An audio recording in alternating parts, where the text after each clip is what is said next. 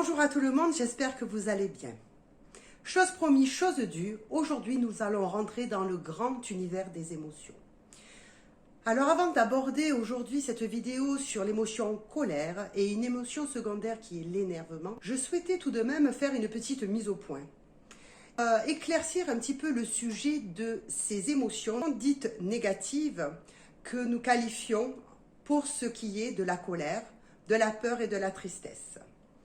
Alors, chaque émotion, sachez qu'elle a pour but que l'on rentre en action quand nous les ressentons, afin de retrouver une émotion, l'émotion joie.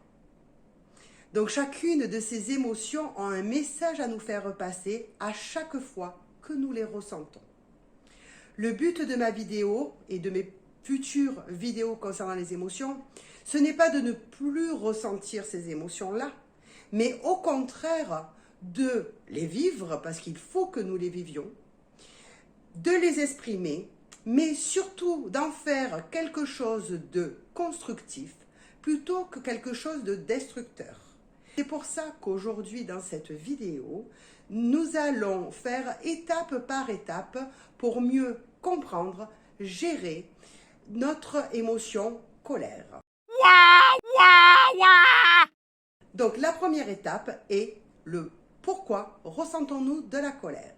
Lorsque nous ressentons de la colère, celle-ci nous met en garde. C'est que quelqu'un a dépassé nos limites ou alors que nos valeurs ne sont pas respectées.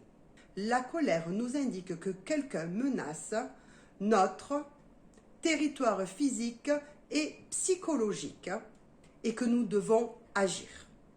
Notez que cette émotion ainsi que les autres émotions ont pour unique but, c'est que quand nous les ressentons, nous passons en action, nous réagissons. Le contexte de la colère est que je ne suis pas respectée dans mes valeurs ou dans mes limites, dans mes croyances.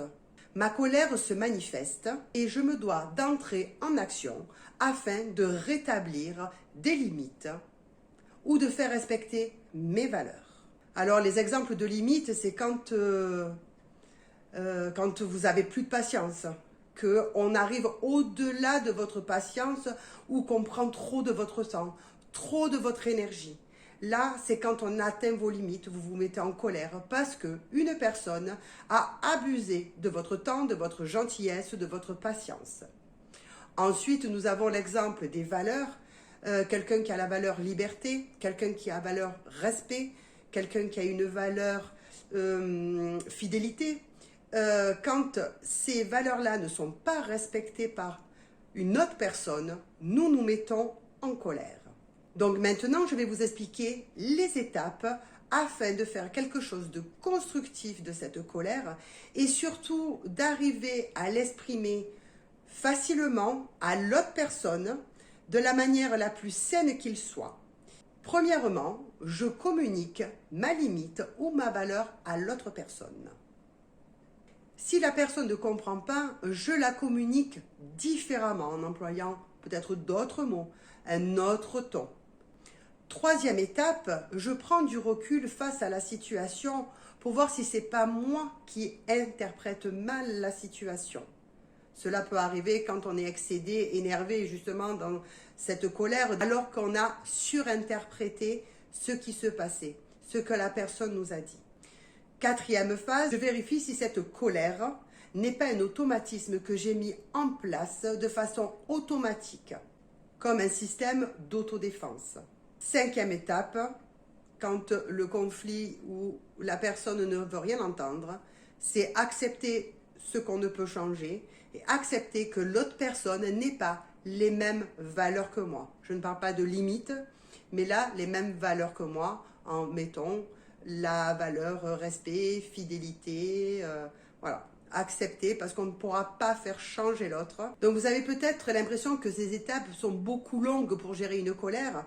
Sachez qu'au plus vous exercerez ces 5 étapes, au plus elles seront rapides.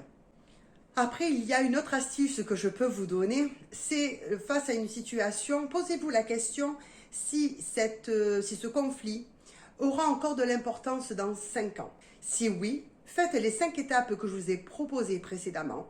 Sinon, ne passez pas plus d'1 minute avec cette colère.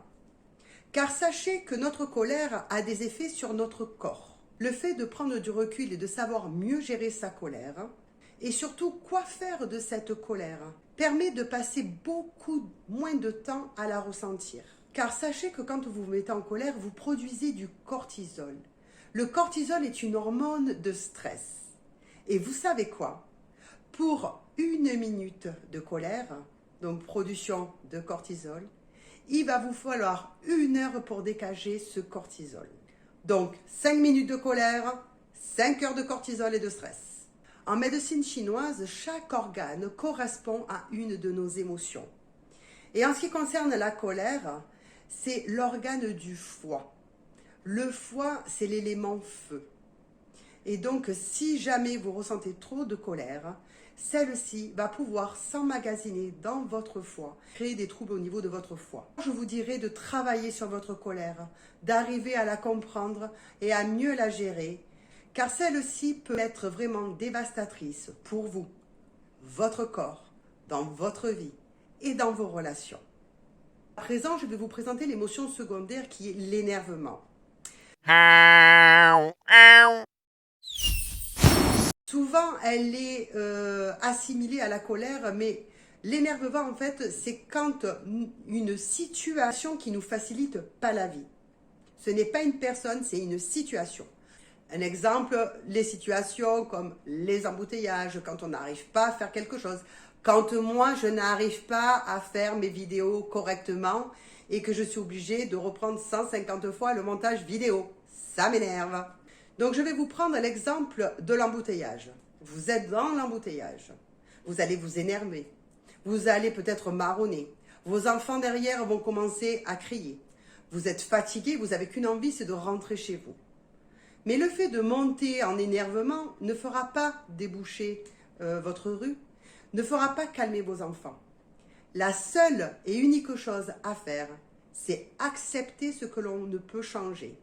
Et dans ces cas-là, trouver quelque chose d'autre. Donc si vous êtes dans un embouteillage, profitez-en pour mettre de la musique, pour vous détendre, peut-être faire quelques exercices de respiration, inviter à vos enfants à chanter avec vous sur une musique ou profiter d'un joli paysage que vous pouvez voir par la fenêtre de votre voiture. Car de toute façon, au plus vous allez vous énerver, au plus vous serez énervé, ça n'arrangera pas la situation, vous allez vous épuiser en temps, en énergie. Et même, du coup, vous allez passer un moment hyper désagréable, alors que lâcher prise, respirer et se dire c'est ainsi, peut vous amener à rentrer beaucoup plus détendu chez vous. En conclusion, je vous dirais, choisissez toujours où vous voulez mettre votre énergie, votre vitalité et votre temps. Je vous souhaite une très belle journée à tous. La prochaine vidéo sera sur l'émotion, la tristesse. Et si vous avez aimé ma vidéo, je vous invite à la liker, à la partager et à vous abonner à ma page si vous le souhaitez. Merci beaucoup et à bientôt. Ciao!